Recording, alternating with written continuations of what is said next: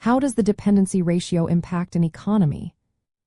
Imagine a seesaw balancing the number of people who work and those who relying on them.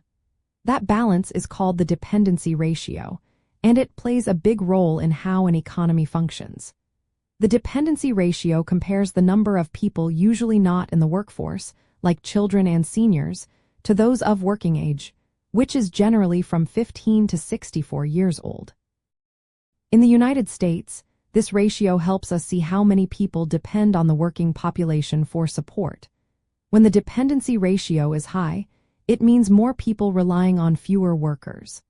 This can put pressure on the economy because fewer workers mean less income tax collected and more demand for public services like health care and education.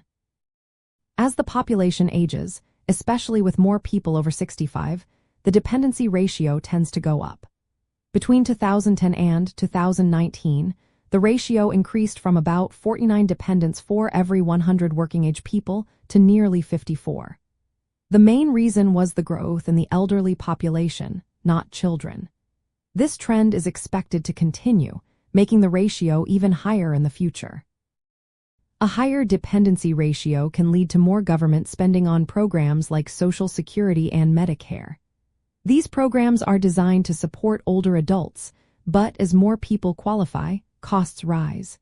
Health care for seniors often costs more than for younger people, which can strain public budgets.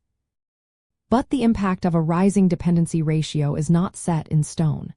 If workers become more productive and produce more goods and services, the economy can still grow even with fewer workers per dependent.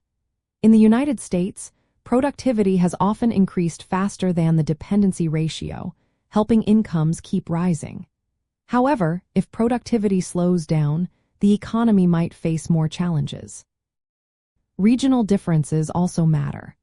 Rural areas usually have higher dependency ratios because younger people tend to move to cities for jobs. This can make rural communities face bigger economic hurdles as their working populations shrink. In practical terms, a higher dependency ratio can influence everything from school budgets to retirement policies. Governments may need to reform social programs, encourage older adults to stay in the workforce longer, or invest in new technology to boost productivity. Overall, the dependency ratio is a helpful way to understand how demographic changes shape economic health. In the United States, the rising ratio driven by an aging population presents challenges, but with smart policies and increased productivity, those challenges can be managed.